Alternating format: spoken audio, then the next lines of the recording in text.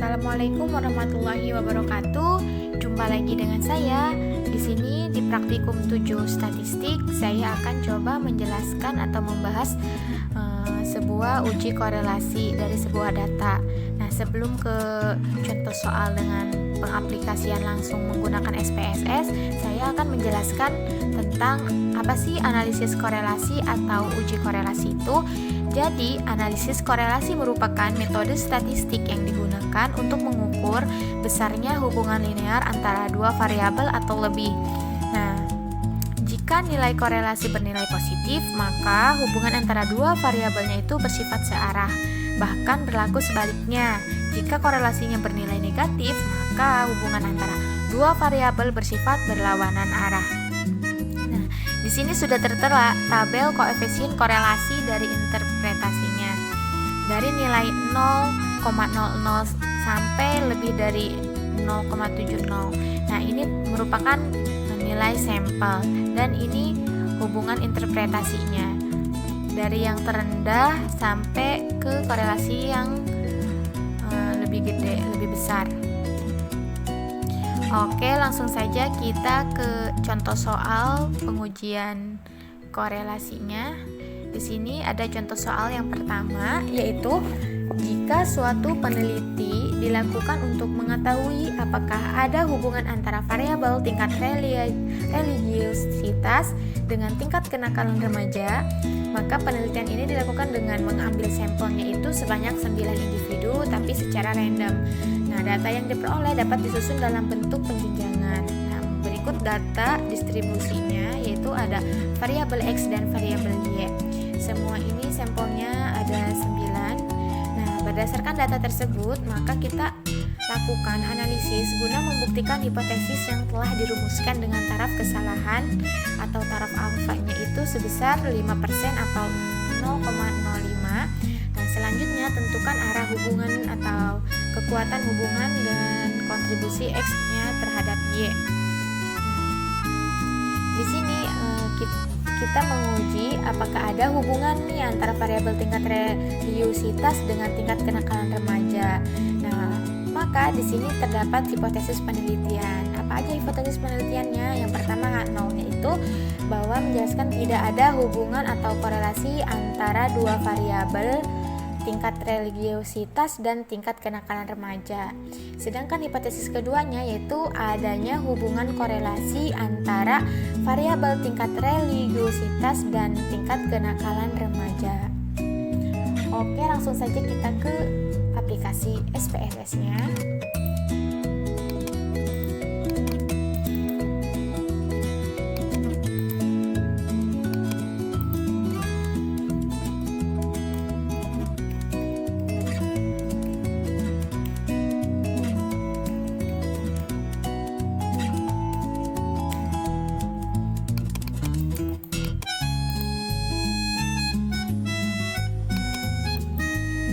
Kemudian kita langsung saja klik analisis dan korelasi, kemudian ke bivariat.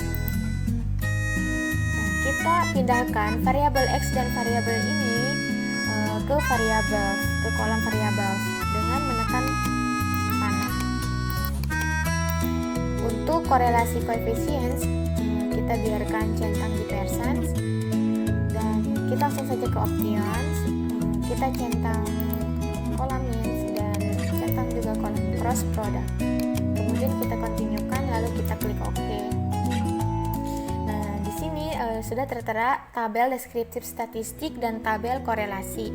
Pada tabel deskriptif statistik, nah ini menampilkan hasil analisis yaitu nilai mean, standar deviasi, dan sampel atau jumlah sampel dari kedua variabel. Nah, selanjutnya pada tabel korelasi terdapat dua tanda dalam penafsiran korelasi, yaitu melalui nilai koefisien, yaitu tanda positif dan tanda negatif yang berhubungan dengan arah korelasi, serta menyatakan bahwa kuat tidaknya korelasi tersebut. Nah, di sini sudah tertera bahwa nilai signifikan tailnya itu sebesar 0,00, sedangkan di sini taraf kesalahan atau taraf alfanya itu sebesar 5%. Jadi misalkan nilai signifikan totalnya itu lebih kecil daripada setengah alfa, maka HO-nya ditolak. Berlaku juga sebaliknya, jika signifikan totalnya itu lebih besar dari setengah alfa, maka HO diterima. Nah, penjelasan akhirnya dari tabel korelasi menjelaskan bahwa nilai signifikan totalnya itu lebih kecil daripada setengah alfa atau nilainya itu 0,000 lebih kecil daripada 0,025, maka HO-nya ditolak. Jadi kesimpulan akhirnya itu terdapat korelasi positif antara variabel X dengan variabel Y. Jadi semakin tinggi variabel tingkat religiusitasnya, maka akan semakin tinggi pula nilai kenakalan remajanya. Oke, selanjutnya kita ke contoh soal yang kedua. Di sini sudah tersaji data tentang sebuah variabel X dan variabel Y. Berikut distribusi datanya dengan jumlah nilai sampelnya itu ada 12. Maka di sini kita diminta yang pertama kita merumuskan permasalahan dari sebuah penelitian. Terus yang kedua kita harus merumuskan hipotesisnya. Lalu kita akan membuktikan apakah ada atau tidaknya hubungan antara kedua variabel. Selanjutnya kemudian kita diminta untuk menentukan arah hubungan antara kedua variabel dan menentukan kekuatan hubungan di antara kedua variabel X dan Y, dan yang terakhir yaitu menentukan kontribusi X terhadap Y. Oke, langsung saja kita ke pengaplikasian SPSS-nya.